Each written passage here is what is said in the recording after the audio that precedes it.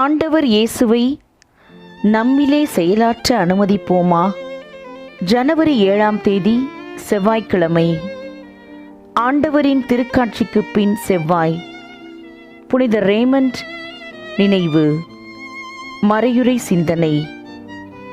இயேசு மக்கள் மேல் பரிவு கொண்டு 5000 ஆண்களுக்கும் எஞ்சியிருந்த அனைவருக்கும் 5 அப்பங்களையும் 2 மீன்களையும் எடுத்து வானத்தை அண்ணாந்து பார்த்து கடவுளை போற்றி அப்பங்களை பிட்டு பகிர்ந்து கொடுத்தார்.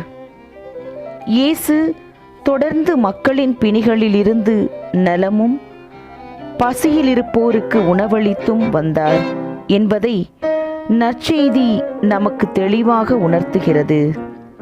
திரு அவையின் பிள்ளைகளாகிய நாம் அனைவரும் ஒரு புதிய நம்பிக்கையை வளர்க்க வேண்டும்.